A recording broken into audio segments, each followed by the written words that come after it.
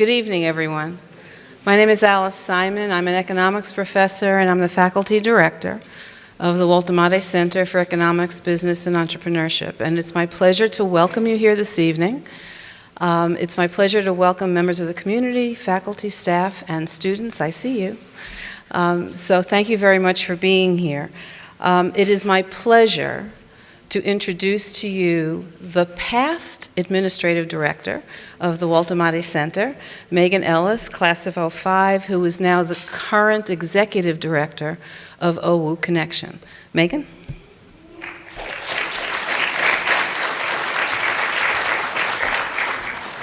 Thank you, Dr. Simon. Good evening, everyone.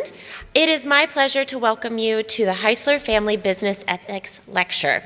The university's annual ethics lecture is funded by the Heisler Family Endowment for study of ethics, which honors OWU graduates James Heisler, class of '38, Robert Heisler, class of '42, and Bruce Heisler, class of '49. The lecture is sponsored by the Walter Amati Center for Economics, Business, and Entrepreneurship, which helps students to integrate business theory into practice and provides lectures and other resources to benefit students, faculty, and the local community. This is the 18th Heisler Business Family Ethics Lecture, which is amazing. And tonight we are in for a treat. It is with great pleasure that I get to introduce you to tonight's moderator. Class of 2006, Dan Sharp, who just told me he wished he had walk-up music, so maybe we could all sing to him or something.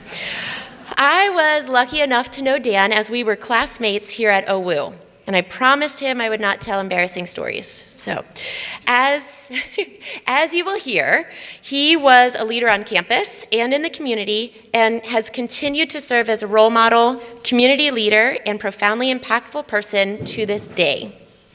During his time on campus, Dan was a politics and government major, a community service scholar, a Meek Leadership Award and James Hearn Award recipient, earned his spot on the Dean's List, participated in Republican Club and Habitat for Humanity, was and remains active in Sigma Chi fraternity, and served on Wesleyan's Council of Student Affairs. Gosh, I'm exhausted just by reading that, Dan. You're boring I them. know, yes. And he has not slowed down even to this day. He now serves as vice president of the Columbus Foundation, where he oversees the development and implementation of grant policies, program priorities, and areas of strategic grant making for the foundation. In 2016, he was selected to participate in the Harvard Business School Executive Education Young American Leaders Program. He is also a graduate of the Leadership Columbus and past co-chair of Create Columbus Commission. He earned his master's degree in public administration from the Voinovich School of Leadership and Public Affairs at Ohio University. He now lives in Columbus with his amazing bride, Samantha, who is also a bishop, their son, Henry, and they are expecting their new baby, Sharp, any minute, really. He has his phone with him. So as I mentioned, I was lucky enough to be a classmate of Dan's, and I am really thankful to still call him a friend to this day. So please join me in welcoming him to the podium.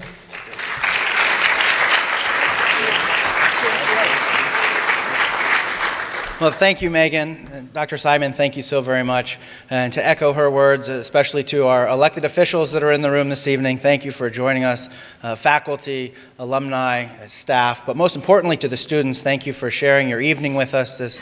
You're in for a treat, and so it's fun to be back on campus. Certainly some of the best 4 years of my life spent here, reflect on it fondly, and it's always wonderful, especially outside of homecoming weekend, to come back.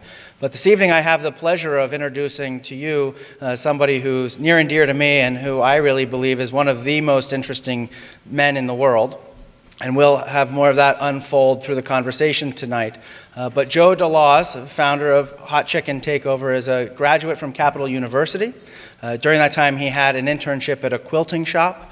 And after graduating, he went on to do a stint in investment banking and left that to pursue a more noble cause of a lunch catering firm, Fresh Box Catering, which still stands today.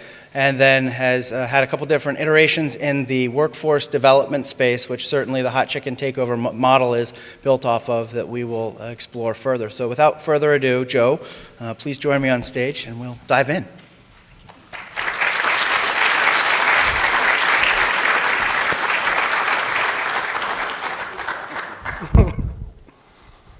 Hi, everyone.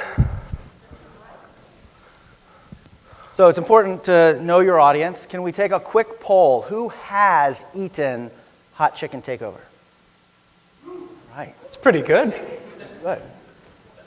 That's really, really good.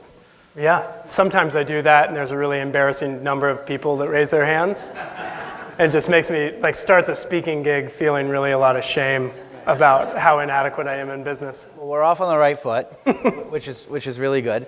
So we'll dive in through the conversation to get to many of the nuances, because there are a lot of great layers to the story, just like the layers of the banana pudding, Miss B's banana pudding. But what's your elevator pitch? When somebody says you just in passing, hey, what are you doing? How do you explain it? That's a good question. We're in fundraising mode now, so I'm doing this elevator pitch a lot. But we usually say Hot Chicken Takeover is a growing fast casual brand that serves delicious, ridiculously good fried chicken in an atmosphere that feels like a family reunion. We're focused on creating extraordinary experiences for extraordinary people, and we power that really innovative product with a really innovative HR model. And I usually stop there and wait for them to ask me another question. Great, I'll seize the opportunity. Beginnings of Hot Chicken were quite humble. My wife and I were fortunate to be there volunteering in the kitchen. She has a nasty scar on her knuckle from a cheese grater, because we were really like, right? So how did you evolve to, one, chicken, and a pop-up model? Great. So if Hot Chicken Takeover now, just for context, we have 3 restaurants in Central Ohio, have 100+ people on our restaurant teams and about 10 folks in our office. And what Dan's referencing at the beginning, Hot Chicken started really out of our living room. And from a living room, it went to a restaurant that was open 1 day a week on Saturdays in an outdoor restaurant location in a neighborhood called Old Town East, just east of downtown Columbus. And this was a very iterative, lean process all the way through where we are now, because we were trying to figure things out, and we were trying to figure things out cautiously and mitigate our risk along the way, because it's my 4th or 5th attempt at entrepreneurship, and a lot of the mistakes I've made in the past I was trying to not duplicate. The idea of chicken, to begin with, was kind of what came second. The asterisk on our logo, if you see our logo, or I think there's maybe a photo of my t-shirt. Yeah, our logo is a chicken with an asterisk next to it. The asterisk is really what came first, which was a really intentional HR strategy to provide work opportunities to men and women that have been affected by a lot of adversity in their past. And I had been doing that work, at this point, going on around 12 years. And it's been really the thread that's held together my career. It was just on the heels of a failed startup and knowing I had to become an employer to really prove what this was all about, that I ate hot chicken in Nashville with my wife on a kind of a baby moon trip, and came home and spent $80 on a fryer at Bed Bath & Beyond and learned how to fry chicken. And so that was it. There's more to the story, but that's where we got started. All right, so let's back up to then that intentional business model from an employment perspective. Yeah. And the 12 years that you have been working on that, why even focus on that? Why not just dive in for the profit out of the gate? So I think maybe a disclaimer I'd make too.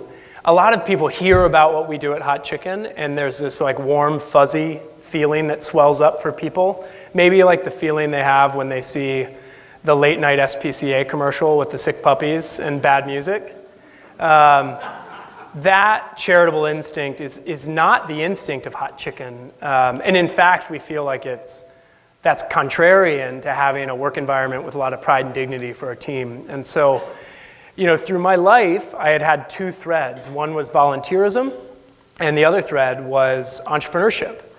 And so the latter started for me in the 4th grade. I mean, I was just finding ways to make money and generate income from a very young age. And my family just kind of embedded service to the community as a really important component of life. And fast forward to college, I started getting really frustrated with the types of volunteer experiences I was having. And I say this cautiously because I'm very thankful for the people that are compassionate enough to provide the immediate kind of direct needs that people need to live.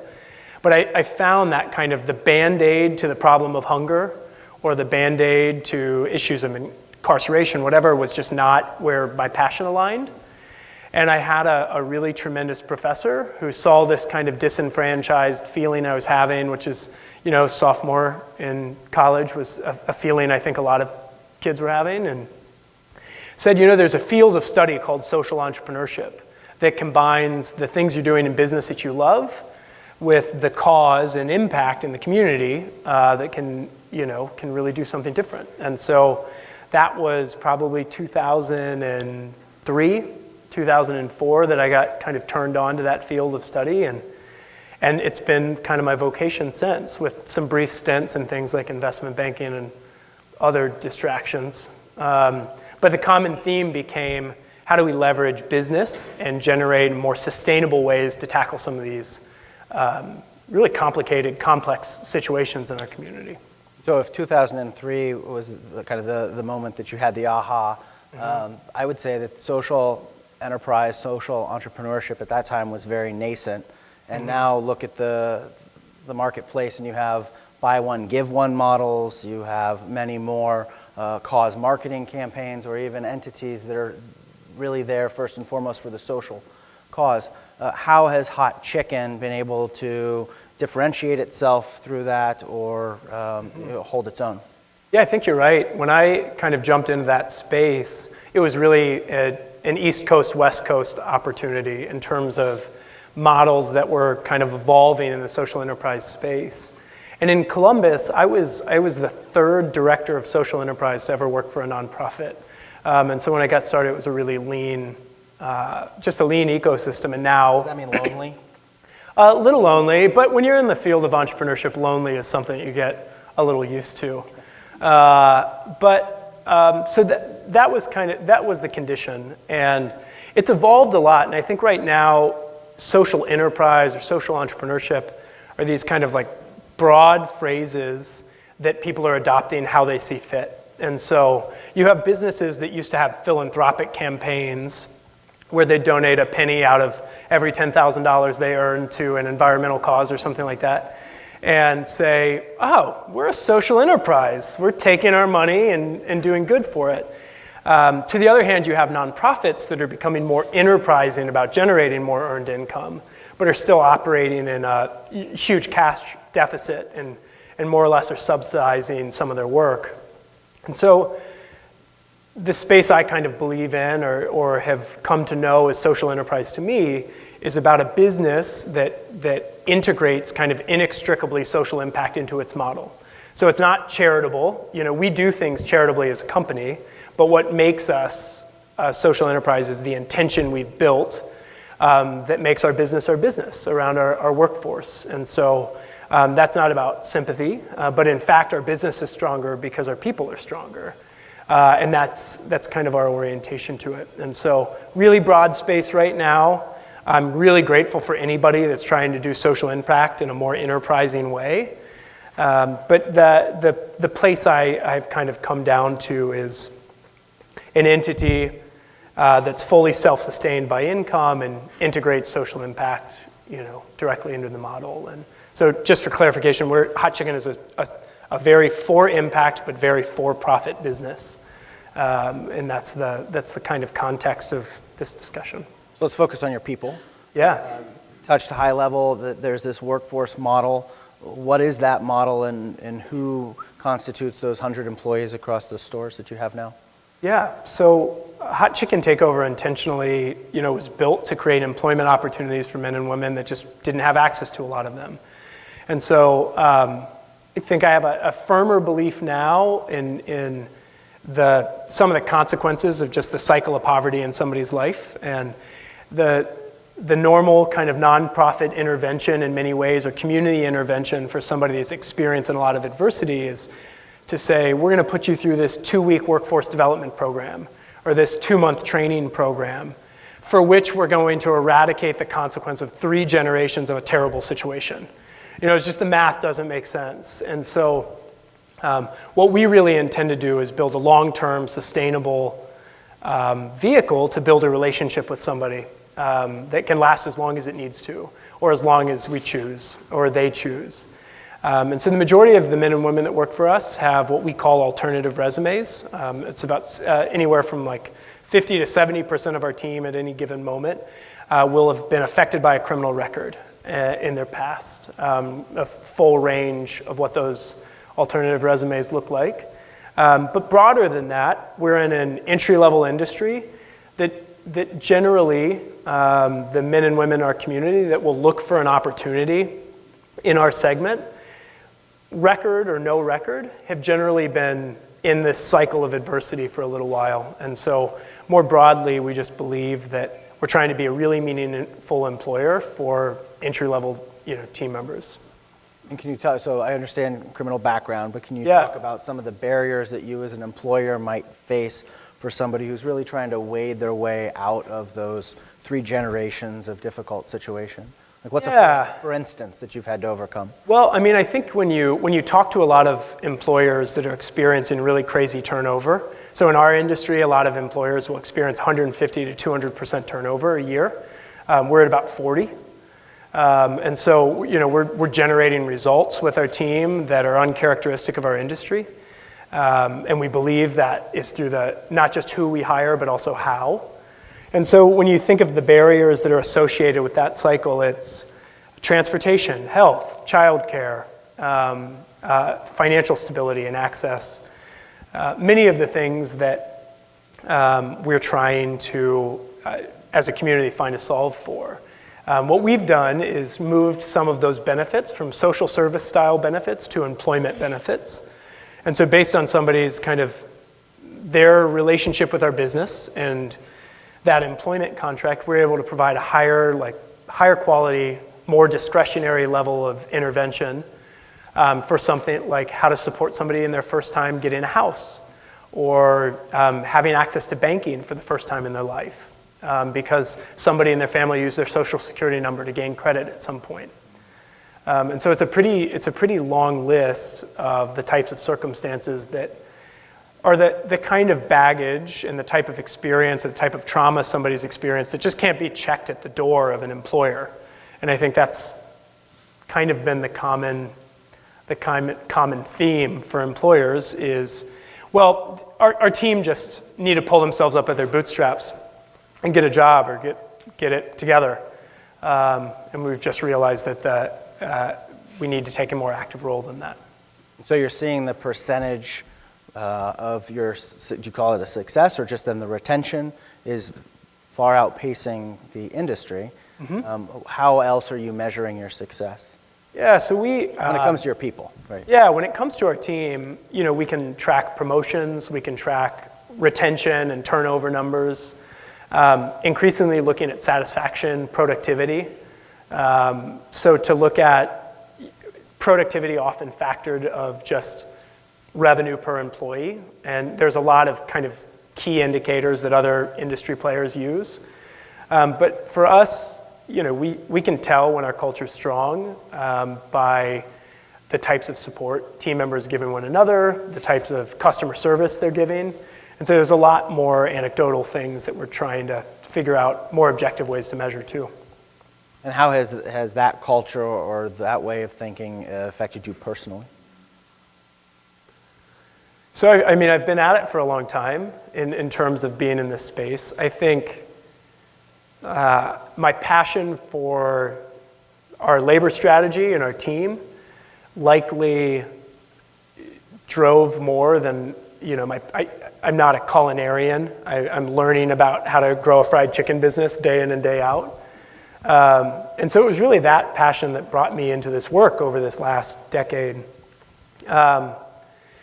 it's kind of addicting, to be alongside somebody that as they accomplish something in their life that's significant, and to build the foundation and the infrastructure sometimes that allows that to happen is really meaningful.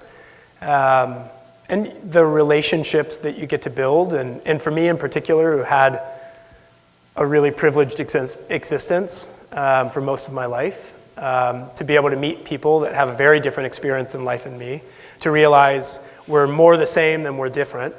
The difference has been our circumstances, not our character.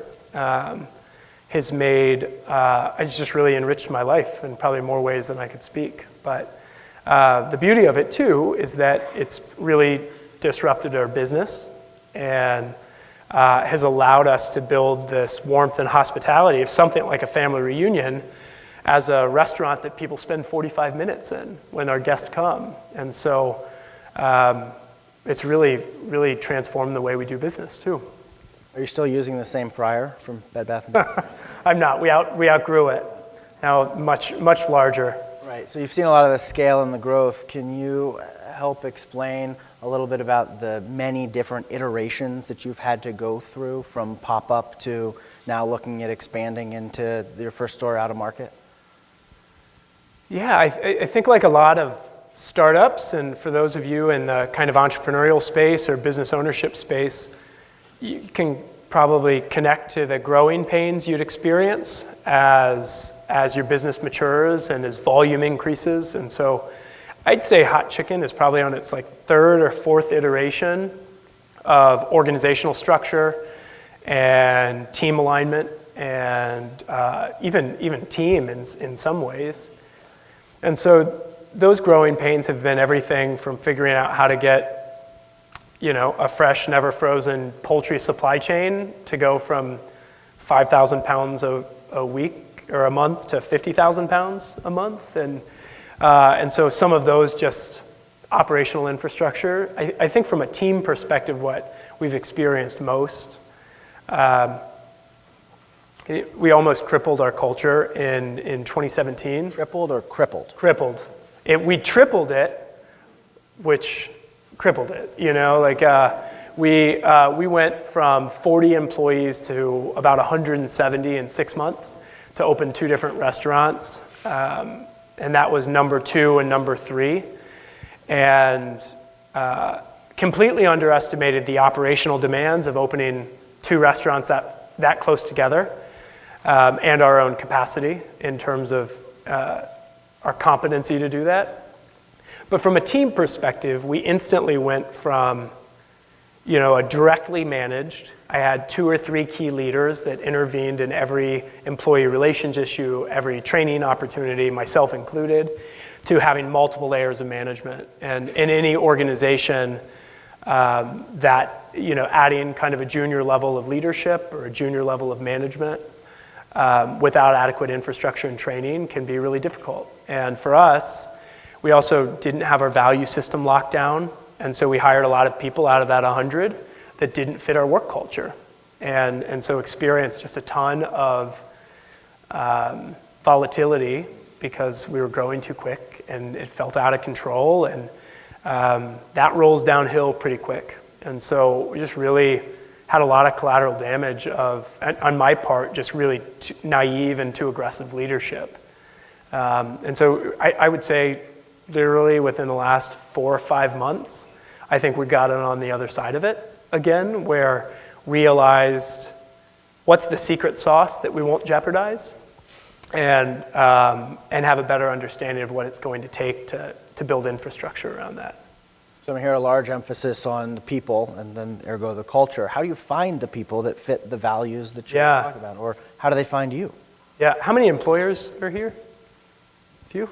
I'd love to, if I can talk about that and then talk about some of the tactical things we do as a business. I'd love to share and encourage you all to do it. But from a pipeline perspective, of all of our candidates that come in, the easiest way to think about it is a third, a third, a third. A third are coming from partner organizations, and so community organizations that engage with our workforce outside of the work environment, that are recommending candidates to us. And I'll talk about these each individually. The second is employee referrals, and so a really high amount of employees that are recommending other friends or relatives join our team because they enjoy their job, and we're trying to maintain that. And the last are traditional marketing, job fairs, things like that. I will say, based on what I believe is a best-in-class employer and an openness to consider candidates that others don't, we always have more candidates in our queue than we have jobs. At this point, we have probably a couple hundred people in our queue for jobs that we don't have yet, and believe probably 20% of those candidates would be job ready based on our normal numbers. And so the first group I'd qualify of just those partner agencies. I think early on we noticed a difference between the natural instincts and the funding structures and the support structures of a traditional social service agency, and on the spectrum of work readiness, the men and women that were ready for work at Hot Chicken. And so what we found is we had to do a lot of education both ways, of setting better expectations of who will work well on our team and who will not. And so that for us was, we were getting inundated with referrals because the demand for people that, because of a criminal record, don't have access to employment is so high. These social service agencies would send us we'd have one job open and we'd get dozens of referrals. And so we had to push some responsibility back over to say, here are what we've learned are really, really the competencies that we need in an effective employee. And around orientation towards work, value alignment, et cetera, to try to strengthen those referrals. And in some instances, what we found is some of those nonprofits were able to record the referral they made for a funder versus the outcome of an actual job placement or a job success story. Or if somebody we hired worked for 2 days, that would be touted as a positive community outcome so they could keep getting funding. And so in some instances, we just stopped working with certain referral partners because we realized they weren't, because of what they were motivated by, for no crime of their own, it just didn't align with our needs. The employee kind of referral pool for us is really strong, and through that large hiring push we had to do then, the best candidates we got were out of employees. And ultimately what we found is people cared about their job. They didn't want to do anything to their work status or jeopardize it by making a bad recommendation to somebody else. And so the referrals were generally strong and well qualified, and whether that was a family member or somebody that they were incarcerated with at some point, they were really, really great. And so all of those, take that pipeline. Stop quickly on the Yes. employee referrals so you can get a drink of water. Did you have to implement any incentives for those referrals, or it was just such a great place to work that they organically really wanted to be a magnet for other folks? We were getting a lot of referrals. When we did that large hiring push, we added, I think, a $100 bonus if somebody stayed for 30 days or something. So it wasn't immaterial. It was a meaningful referral bonus. But it didn't seem, for us, it felt almost like a nice acknowledgement of, we were really thankful that the team did it, than a necessity. And so once that pipeline kind of comes in perfect form, and we're evolving a lot of this now, and I'm thankful our VP of HR is here, brand new. But in perfect form, a candidate will come in, they will apply themselves. We're not hiring case managers, we're hiring candidates. And so it's very important to us that the candidate themselves applies online. That step in itself instigates some initiative, whether they're going to a community partner, a public library, you name it, but they're taking the initiative to apply. From there, a phone screen, a live interview, followed by a drug screen and a background screen. And so each step of that process, we can get somebody through it in usually a week or two, depending on our demand. And the unifying thing, no matter who you are on our team, whether you're a corporate support center team member or you're a new crew member, everybody's first shifts are on the dish tank. And so it becomes kind of a codifying experience for our team that is shared no matter who you are, and also kind of instills, particular to our more senior people that we might hire externally for a specific competency, that you're never more important than this particular job. So you mentioned you're in the fundraising phase right now. Yeah. I'd be curious as to what your experience and ask and needs are now compared to your needs and experiences when you first started. Right before this, I got to talk to a group of students, and this conversation came up about like, how do you fund things and what's that look like? And so for us, not indifferent from a lot of entrepreneurs, credit card debt, cash I had on hand, followed by kind of debt we could, like friendly debt, angel debt from people that had been mentors that were willing to write $5,000 to $10,000 checks. We had some suppliers step up that were really passionate about what we were doing and believed in me and the growth platform. And so, our first restaurant when we moved officially into the North Market had that whole kitchen equipment package financed through a supplier because there was no way we'd have the cash to pay for it. Up until we did that strategy, kind of pieced it all together up until 2016, where we actually raised a preferred equity investment round. And so that was the first time fundraising felt in the truest entrepreneurial startup sense. They were selling off a portion of the company. And so it's an interesting, people that are attracted to invest in food is already a really tight segment of investor. There's really high perceived risk, a lot of volatility. And most people we found that were investing in food were often investing in like their nephew's restaurant and have often lost their shirts. And so to be able to say, we're actually building a brand, we want to be a regional or a national player was a different blend. And so our cap table ended up being a combination of strategic investors from the industry. And thankfully, Central Ohio has a lot of those great partners that understand our segment. And so we're grateful for a lot of that support. But then additionally, a lot of higher net worth individuals that had a deeper commitment to being part of business that just did things a little differently. And so it's been a really good blend. A couple funds. So that we raised that round to validate the first evolution of growth, to open those 2 restaurants. Now we're kind of at the next impetus or inflection point where we're raising capital to begin regional expansion. And that's kind of the next validating moment for the company. So I feel like that's a great textbook answer. It makes it seem like the money's falling from the sky and everybody has a rich uncle. But what really have been some of those points that were really brought into just a gut check or a sense of humility? Because I can't imagine it was as easy as... Oh, yeah. No. I mean, we have like an hour left. We could fill the time with those stories. We've had, just through... I'll tell 2 different stories on either sides. And so... the first will be a very business story, which was we had an instance where all of a sudden we were in this predicament where we had no cash. Like we just realized like, we won't make payroll. We're in this predicament. I had been so actively managing our cash flow, was just really completely blindsided.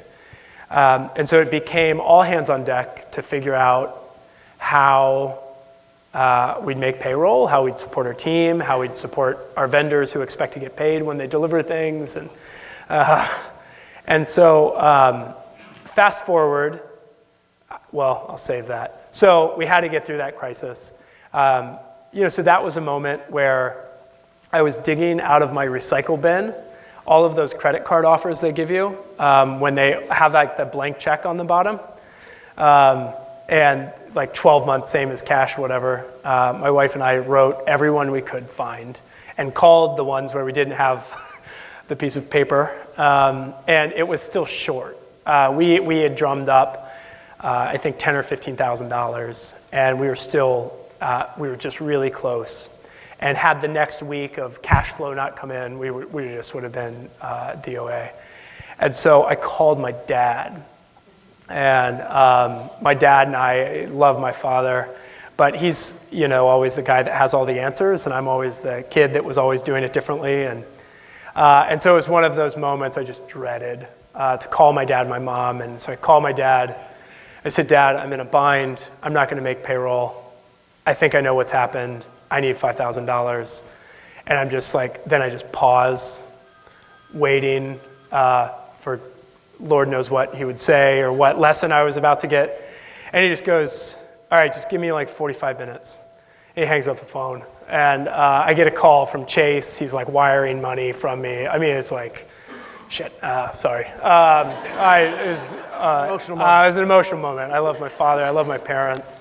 But so it was one of those moments that, that was after our first equity round. We were out, this wasn't like 3 months in when we'd expect to have those things. And so it was a really, I could list a long line of those. Come to find out, we had changed bank accounts and never sent the credit card processor a new bank account to direct deposit money. And so we were missing like $40,000 of receivables, and I didn't have an accounting system at that point to call that out. But we were good. But that doesn't change the fear out of that. And so there have been a lot of moments like that. As many entrepreneurs in the room could probably attest, you got a long list of just the oops. One funny one, it was funny because nobody got seriously hurt, but we had, early on, we had 2 team members about this far apart with an open fryer. Team member A says, hey man, I'm going on my smoke break, can you throw me your lighter? And team member B says, sure. Yep, straight into a live fryer at about 400 degrees, a little disposable plastic lighter. Heard a ton of commotion. I was in the dining room at that point. What location was this? It was the North Market. Ton of commotion, and I thought perhaps there was a fight in the kitchen is the feeling I had. So I was like gearing up to run in, and they were all panicking on like what to do. If you ever find yourself in that position, take a baking pan, turn it upside down over the fryer, you'll be fine. That happened about 30 seconds too late, so it's like underwater dynamite with hot grease. It's terrible. But so a lot of things like that. When we opened our Clintonville restaurant, our second restaurant, the day we were set to open, I get a call that says, hey, there's a fire at Clintonville. And when you hear that, you're like, oh, I put out fires all the time. I'm a big, bad entrepreneur. And so we had this like Abbott and Costello routine over the phone of like, no, it's a fire. I was like, yeah, what's going on? It's a fire. And somebody had ignited one of our fryers with no oil in it. And a whole bunch of residue caught, and then proceeded to use the wrong fire extinguisher to put it out. Covered all of our chicken that was about to go out the door, that was like par cooked, with fire extinguisher exhaust. So we just didn't open. We just put a sign up on the door. So a lot of instances like that. On the kind of more impactful transformational moments, early on at the North Market, we had this, and I have permission to share this story by his family. This really tremendous team member named Daryl, who is in his alternative resume life was what would be called like an enforcer. He was just a really big guy who used to be a professional boxer and and spent a lot of time incarcerated. And we were on his step out with a really great program we worked with called Kindway, and a great community partner we had that was really deeply embedded inside and outside with men and women. And Daryl was like this strong, super silent team member. My wife at that point was in the business and would count all of our cash in this like weird closet in the front that used to be our office. It was like a broom closet. Literally. It was. A broom closet. It's got IT equipment in it now, but as she was in there like counting cash, Daryl would just like sweep up outside, like for 30, 45 minutes, he'd just be sweeping the same spot because he was like just really had a deep relationship with my wife and was just very protective. And so fast forward, Daryl was in recovery and kind of too little too late found out that we lost Daryl to his addiction, and just sent like just a huge shockwave through our team.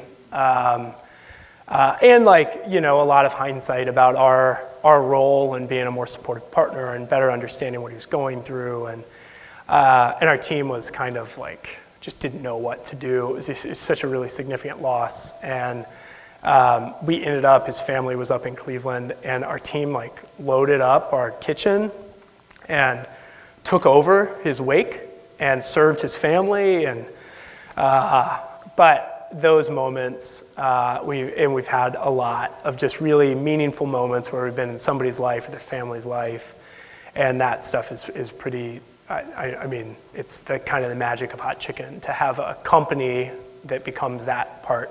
I mean, they ask us to like eulogize him at his wake. We were just deeply, deeply connected to him. And so those types of experiences that we opened ourselves up to and that our team opened up and trusted us with, you know, really are wild. And our business has been really strong and really hard at times because of those connections. But so that, I mean, our trick now is how do we scale that deep affection and affirmation and relationship we can have with somebody. Well, let's follow that thread on connections and relationships and maybe even go back to the business building realm. How important is who you know and even getting access as an entrepreneur to this capital, let alone maybe who you know to find the restaurant equipment or who you know when it comes to location. What have relationships played? What role have relationships played in Hot Chicken? Yeah, Central Ohio is a super special place, like in terms of just deep investment in one another, deep investment in positive things happening in our community. And so I've been lucky enough to be a professional in this town for, you know, over 10 years and have just built a lot of relationships along the way. That part of my circumstance, you know, that those relationships have been a really tremendous privilege in building a business. I think broadly, Columbus is a city that's opening itself up for opportunity for more people, not just those of us that have played in some way in the sandbox. We got a long way to go for kind of equality on that front. But for us, what we've been really thankful of is in particular the food industry and the kind of the macro segment here in Central Ohio is so deep, like generations deep in wisdom. And so we practice what we call bold humility. Our mission and kind of our business are way more important than the way at which we do anything. And so we're always very open to just ask people for support. Shed all ego and say, we just don't know what we're doing, we need help. And a lot of people answered those calls in Columbus. There probably isn't one of those titans in town that's been very successful or family's been very successful whose cell phone number I don't have and whose calls, you know, would never be turned down. And it's been a really special part of our business. And so that, of course, transcends into money and other things. And, you know, still on the fundraising front, I'm probably like 1 for 7 on financial ask I make of something that comes to fruition. But those aren't terrible odds compared to others. Would you be willing to talk about the South Africa experience? Sure. Yeah. You can say no.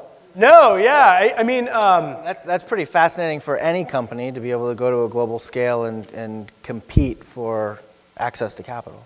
Yeah. So our business, over the last 12 months, I had been jockeying for a position and an opportunity to become a member of an organization called Endeavor, which is an international entrepreneurship organization primarily in like developing markets or growing markets.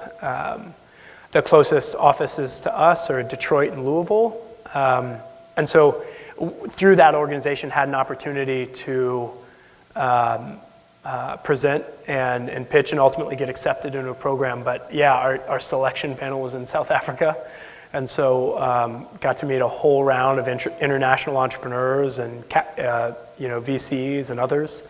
And so a lot of those opportunities. And that was born out of, I can tie my participation in that program and ultimate acceptance into immediate relationships in Columbus, Ohio.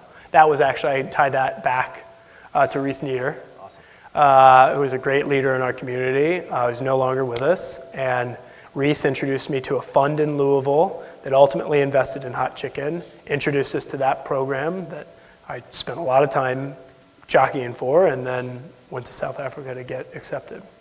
So yeah, thanks. So we are at an esteemed business ethics lecture. So what stories can you share with us that have been challenging moments for your ethics personally or ethically on the business front?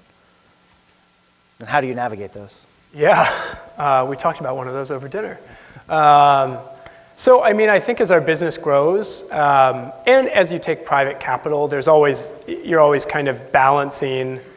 I think for many people, there are two things that Hot Chicken balances, which is profitability and social impact. I don't believe that, and I'm happy to share that. But for us, our business model our HR innovation produces better business results on almost nearly every measurement that power lower turnover costs, all these things. And so it's very much inextricable. But because of that perception, some of the pressure we will get is to make decisions that aren't in the best interest of our team.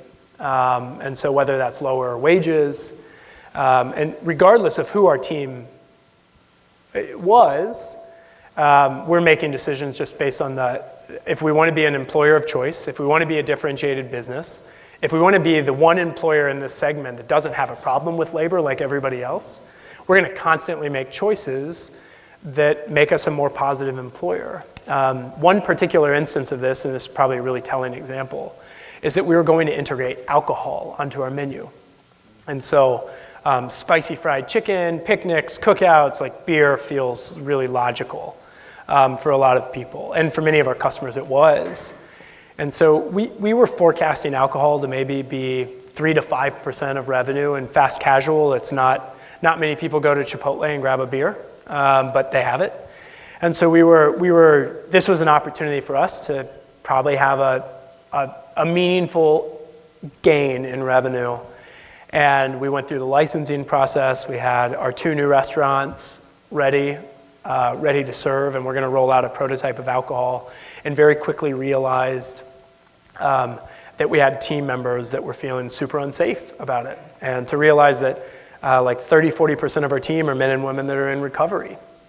And to think about stories like Daryl's and others. And so, here I was as an entrepreneur thinking, I'm going to keep iterating, I'm going to keep figuring out the formula, and 5% alcohol would be helpful and would make our comp sales look good. And, thinking we can control it so it doesn't affect our team, and realize like this is leading up. We're on a Monday, we're going to soft launch this program at one of our restaurants, our second location. And we're getting a lot of chatter from the team. This is on the heels of just decimating our culture through all that growth pattern. And so it's not a good moment. And on a Saturday, we called it. We just said, we're not going to do this. We went and picked up all the alcohol that was already sitting at a location and pulled it out. Sold the licenses as fast as we could, lost some money on some of the licenses, but it became this really catalyzing moment of like, this is a choice. Do we want to be a really positive employer that meets the needs of our employees? Or are we going to favor guests or revenue or investors? And as we look at our stakeholders, our team is the number one stakeholder, and it became a very clear choice. And then following that, we went to every single team meeting that was happening in the restaurant that week. And we ate it. I ate it, and just said, it was the wrong call. It was the wrong call to even put you in that position. And another great lesson of entrepreneurship, just like pure open ownership. And so that was one of those instances where maybe that's business ethics, it was just doing the right thing, but a place where we had a lot of competing interests. And I had answers to make. I made that call. I'm the majority owner. I can make the calls I want to make, but still have to backtrack a little bit and strike through that line on the pro forma. And so, yeah, some of those moments. So I know you went to a wonderful higher education institution locally, but the students at Ohio Wesleyan are beyond compare. So what advice would you have to an aspiring entrepreneur about the foray into social impact, and any advice for their trajectory forward? Yeah, so thankfully I don't think I have to provide that much ammunition, because I think generationally the new round of entrepreneurs are just a lot more interested in kind of doing good and doing well, and don't see those as exclusive to one another. And so I think for me, when I'm most frequently talking to young people or aspiring entrepreneurs, young or old, that aspire to do something like this, I think what I've realized is sometimes I hear a hint of that charitable instinct of I really want to have a job with meaning, or I really want to help all those people that just need it. Those puppies at 2 in the morning. Yeah, and when you build a business, it's a single team. It's a single culture. It's not us and them. And I think what I found is sometimes that really positive intent and instinct that somebody has doesn't correlate with their experience or their understanding of the world. And there's oftentimes a fear of thinking, I'm going to do this to benefit this group of people that are marginalized, or whatever the language they choose, but they don't understand and empathize with the actual experience somebody's having. And so I've learned that the hard way, and shoving my foot in my mouth and doing many things over the years, and ultimately what it boiled down to is I just have to build meaningful, mutual relationships with people that have a different experience than me, and truly try to understand their experience and share my own. And it's that kind of mentality that I think creates some fear sometimes, because of just the bubbles we're used to existing in. And I don't know, even as a parent, I'm thinking about how as a parent do I create this experience for my children that's culturally and socioeconomically inclusive and all these things. But I just really encourage people that you just can't go and solve something if you don't understand it. And the way you're going to understand it is to build relationships with people that are experiencing it.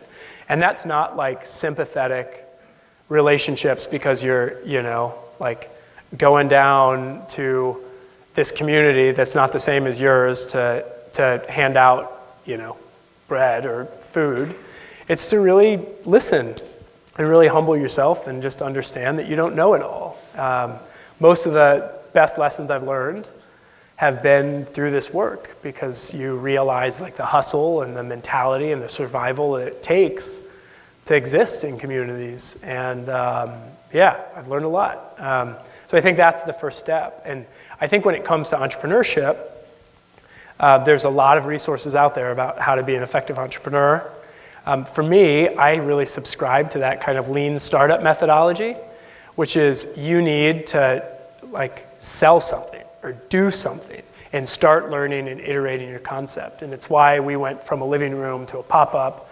At one point you even had to buy tickets to show up to Hot Chicken and eat a piece of chicken that was probably going to be raw at that point because we didn't know what we were doing. But we leanly iterated on it to keep improving and listening. And I think all too often entrepreneurs are so scared that this little nugget of an idea they have, that if they tell anybody or share anything, that it's going to be stolen. If somebody can listen to your idea in 15 minutes and steal it, it's a really terrible idea, And so for us, you just got to get things out there and keep testing and learning. And when things go wrong, be super generous and eat it and roll with it. But I would encourage, I'm hopeful that more more young, aspiring entrepreneurs will jump into this space. And thankfully, I believe our consumer segments are getting a lot more motivated to spend money and use their dollars to communicate what kind of businesses they want to support. And I'm hopeful that that sea change, continues.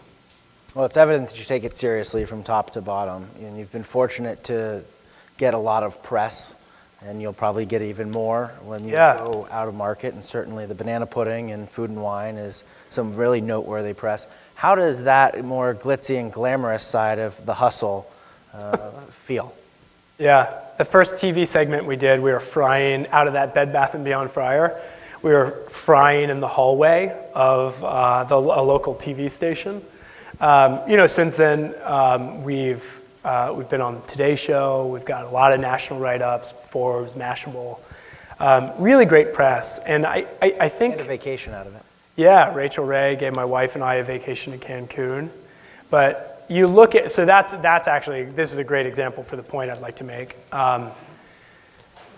I mean, you can rewatch the Rachel Ray clip, and I have just disgust in my face receiving the vacation. And it's not that I don't want to go to Mexico and have a great time with my wife and without my kids and all those things, But there's so much novelty associated with who we hire, not about how. And I think before we leave, I'd like to just knock on those a little bit. But so when you get that kind of media attention, for us, it creates an immediate separation of our team, which is that our business exists for these people, those people that need something. Not that our business is a really special place of a lot of people growing and developing, myself included. And so there is that kind of recognition to me feels really contrary to the culture we have internally. And I'll tell you, we fight like hell from a press perspective to get the stories and the headlines written the way we want. And oftentimes it boils down to an editor that we've never talked to after the fact will draft a headline that says from behind bars to behind a bar, or these crazy flamboyant headlines that are just that. We had a really large national publication that we fought really hard to characterize the tone and the sentiment of the story.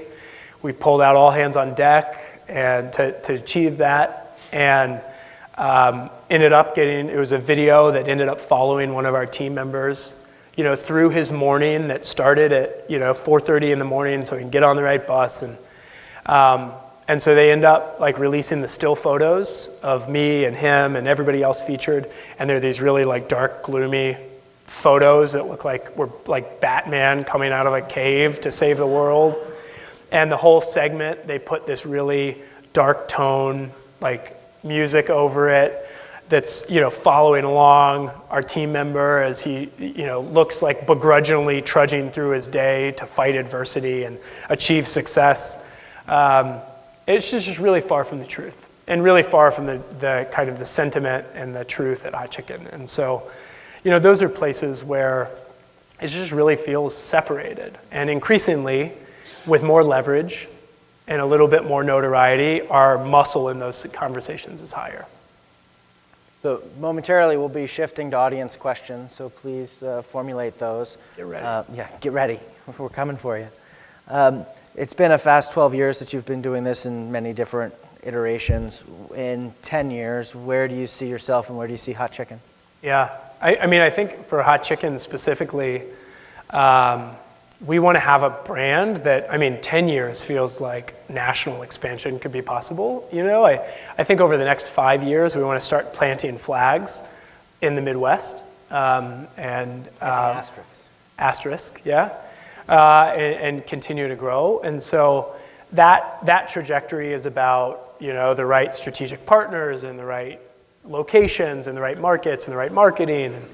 And so that, that's the uphill battle we intend to go on and have begun right now. And so next week we'll announce our first out-of-market location that's outside of Columbus, Ohio. And that's a really codifying moment to prove that we can become a hometown hero in a new place. And so the second piece of that, though, is what do I do? And so I think what I'm finding as a leader is I'm I really love being a cheerleader. I'm really developing on becoming a coach. And the thing I love cheerleading most, which is why I do a lot of things like this, is about our asterisk, which is how do we encourage more employers to think this way? How do we kind of encourage more people to reap the benefits of this type of workforce strategy and impact strategy? And so I really see myself, whatever that looks like, is trying to be a champion in the space to put this asterisk on a lot of other logos, and hopefully to make this something to a prospective employee that means this is an employer of choice that's going to treat me with respect and dignity. I'm going to grow there. I'm going to get access to the things I need. And so, that was the impetus that brought me to this business. That was the catalyst why I learned how to fry chicken and started this. And if it wasn't chicken, it could have been, something else. It didn't even have to be food. I was just looking for something. And so, I think I'll continue to try to carry this asterisk and find others, and really eager to be, the brand ambassador and the cheerleader for how hot chicken grows too. And we got a lot of work to do to make it happen. Well, it's wicked tasty. It is. Awesome team member, so thank you for that. Thank you. Questions? Yeah. Yeah, thank you. Hi, my name is Emily. I am junior. I'm graduating early. Yeah. I currently work in learning and development at Worthington Industries, so I'm really passionate about the employee experience. So I was just wondering maybe what your onboarding experience or different programs that you have look like and how they have benefited your employees.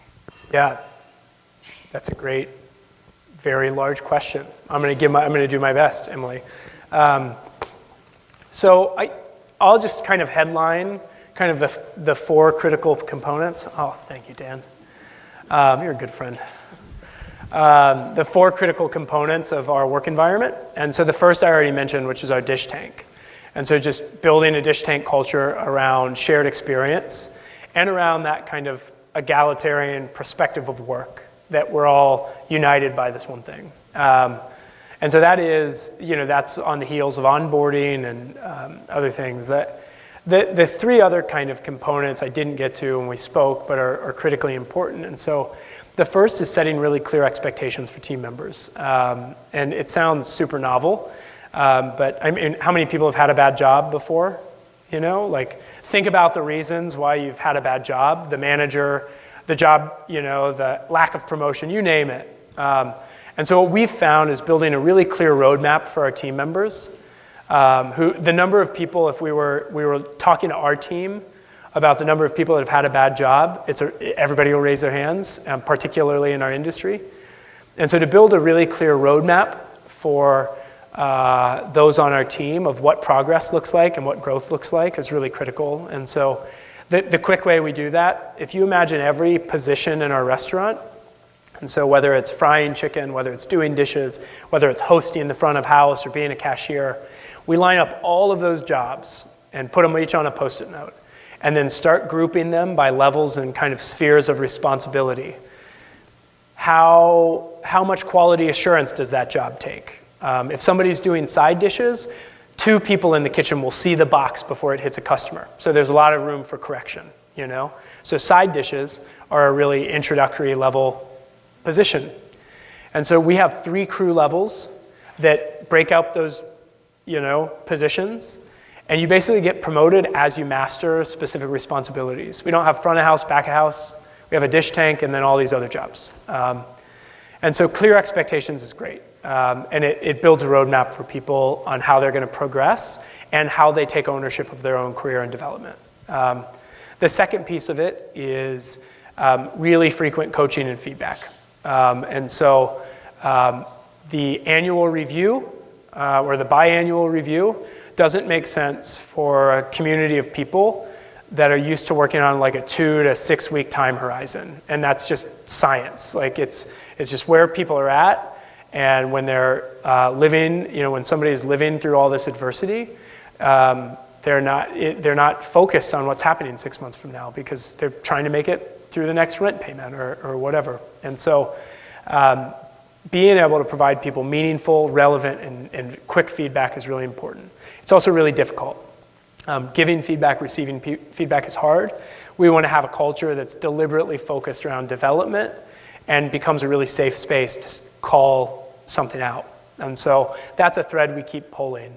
It's important to note that that spirit of development applies to 100% of people on our team. It's not just for crew members coming in or people that are working in our restaurants.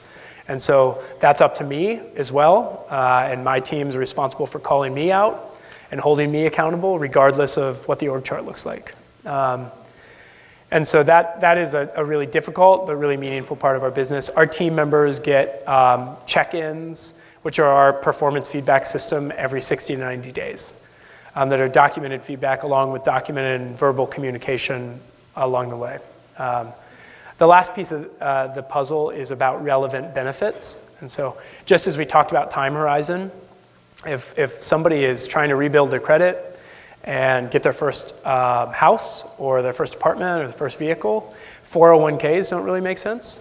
Like it's a time horizon that doesn't align. 401ks increasingly are not making sense for a lot of people, but definitely for our segment and our industry. And so in lieu of a 401k, we do things like match savings accounts. And so as people are making meaningful investments in their life, whether it's the car, the house, the education, healthcare, whatever, something their kids need, we're investing in a match to them. And so our specific match is up to $600 an employee per year. That goes up for every $2 they save or contribute towards an expense will contribute $1. And so things like that, banking access. And so many of our team members would be cut out of the banking system because of their credit history or their experience, their alternative resume. And so fostering relationships with banks based on our deposits that will bank and create accounts and access for our team is really important. So things like that, relevant benefits informed by where people are at. The most utilized benefits are things like cash advances, match savings accounts, banking access. Beyond that, we have a lot of team members that will utilize benefits around mental health counseling and support, about kind of if somebody has a need that's being unmet, our HR team jumps into motion to get people high quality benefits or support that they don't have to wait in a line for. We don't send a lot of people to a community agency to wait on a Saturday morning for a need if we can meet it faster. And so those are kind of the four critical components we see of how we characterize our workplace infrastructure. And a lot of detail under that, but that's really, really good. Stacy, where did you disappear to? There you are. Gosh. You're less talkative than the students right before this. Come on. Yeah. So I'll make a pitch for the city of Delaware. We'd love to have you here. Thank you very much. Secondly, in terms of growth, how do you preserve the model that you have now with 3 restaurants in terms of the scale? Have you asked yourself in terms of at what point is it you're going to be approached by a larger corporation wants to buy you? And how do you process that? I could probably just ask the same question to the room. I think that's for us feels like the elephant in the room of how do we build infrastructure to grow the business. I think our HR innovation and our strategy there is so integral to our guest experience and our overall business that figuring out how to build infrastructure for training and development around it are critical. And that if the business is going to grow in a way that doesn't protect that, it's not a business I want to lead, And so to us, that is the secret sauce we have to figure out. We actually, later next month, we have a business case being written on us by Harvard Business School around the same thing, of the scalability of our work culture, because it feels really pioneering and unique right now, but how do we make it grow? But that's a type of resource that we're trying to ask the question too, of getting some external feedback. I think for us, when you think about the the capital growth strategy of a business like ours, and there's a lot of precedent. And in Columbus and Central Ohio, there's a huge precedent of how food brands grow, and also a lot of hindsight that we can gain experience from. And so kind of three choices to make is be a lifestyle business and keep opening up a hot chicken every year, and cash flow these restaurants until we can build a new one and create 50 new jobs. And the kind of other end of that spectrum is we go take venture money or private equity money and we grow 20 restaurants a year. And the model we've been leaning more towards is really around strategic partnership of how do we keep finding smart money with operating experience and value alignment that can grow our business. And we've been able to do that well in Central Ohio. But at this point, that's my growth orientation, is that I want to accelerate the wheels of growth for our business because I'm interested in more impact. The same reason why I'm interested in finding larger employers that want to learn from us, because it'll take me a long time to get to 5,000 or 10,000 employees with Hot Chicken Takeover. But I know there are other brands, there are the Worthington Industries and the other food brands that are trying to tackle the same economic labor crisis we are. And if we can make an impression that informs that experience differently, I think we can scale impact. And so I'm somewhere in the middle there. But a great question and not something we have a critical answer to yet. Thank you. I'm waiting for somebody to ask for the recipes. No. Our initial recipes came from some food website that I read all the comments and kept engineering it from there. So it's not rocket science. Hi. Hi. So you've talked a lot about kind of avoiding the us versus them mentality in your workforce. So I wonder if you could talk about how your approach to bringing someone from a crew position and maybe up into what would be like a corporate job. Yeah, so this might, I don't know if this borderlines on an ethical kind of dilemma that you asked about before based on the nature of the lecture series, but fast growth necessitates competency and wisdom, and so there have been many times where we've thought, is this an opportunity is this a job that we're opening up that we have internal capacity for? Or is this a job that's imperative that we have demonstrated competency for already? In which case we might bias towards an external hire. We've made a commitment that 75% of our leadership and administrative positions or restaurant management positions will be developed internally, which will take a lot of training and development infrastructure. But what we've learned is that the most difficult part about external hires are cultural acclimation and joining our culture in a meaningful way that isn't combative or difficult, because it's just a really special, unique place. And so the best way to learn it is to grow in it. And so it's really tough to hire external candidates that meet our values, though we've done it successfully a handful of times. And so that is, I think, what we're trying to solve for. In terms of what we do to do that, even our leadership team now is blended of team members that have been around for 4 years that have come up. And I think the paradigm shift we're making is up until this point, everybody that's been promoted into a management or leadership role has been because of their own capacity and hustle. And so we've hired great people that have had the talent, the capacity, the aptitude, and they just do the job ahead of them. And then we realize we need somebody in that position, so we just create the job. That is an unsustainable strategy for growth, because we just can't keep finding all of these magical, strong employees without really investing in training and infrastructure. And so the shift we're making now is how do we build the pipeline ourselves? Because these restaurants won't run themselves. I would love to get to a point in the next 3 or 4 years where we can do 5+ restaurants a year comfortably. But that means every year I need about 30 restaurant leaders and 1 administrative team member to support that growth. And to crank out 30 managers a year with 75% of them being developed internally. It just takes an infrastructure we haven't figured out yet. So it's a really great informed question. Same as the last question. I think it's critical to us to figure out. I don't know the answer yet. We can take time for one more question.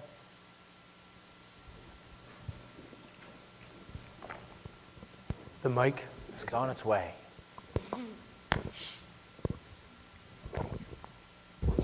Hi, Joe. Hi. My name is Janelle Collier, and I am leading a spring break service team to DC, and these are like some of the leaders on my team. And we actually took our team to one of your hot chicken takeover locations, and one of your restaurant leaders came and talked with us about what it is you all do. And some of you mentioned the different the different experiences, but the same character. And I was wondering if you ever got into public policy or advocacy, because that's those are some of the things that we're going to be exploring while we're in DC. And I wanted to know what kind of stance you have on public policy or anything.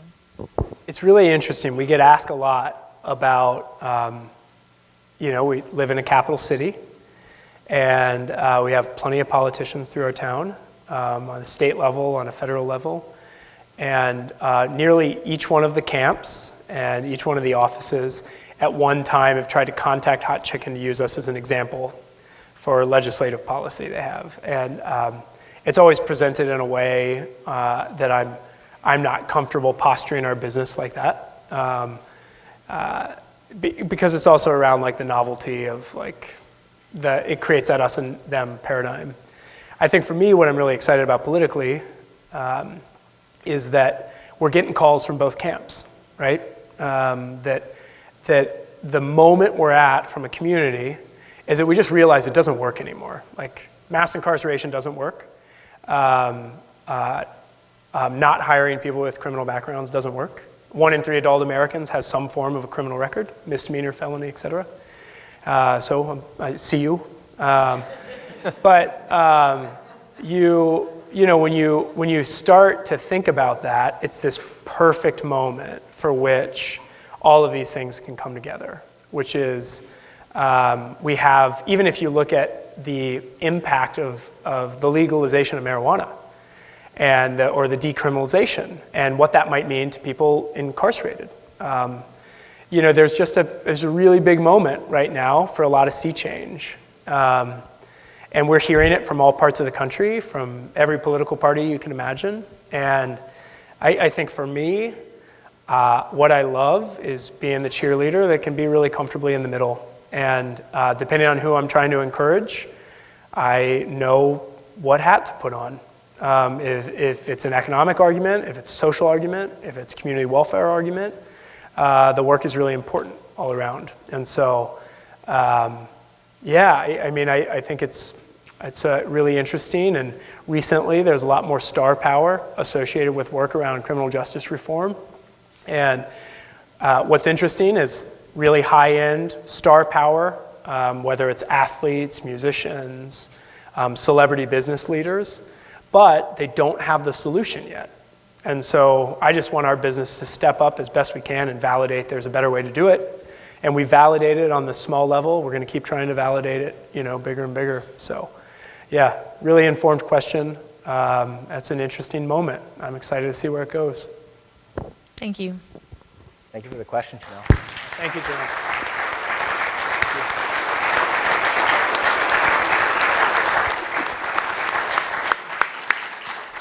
Thank you, gentlemen. I've been here a very long time, and I have to say, this has been one of the most inspiring, impactful, thoughtful events that we've ever had, and I thank you both very, very much. Thank you for being here.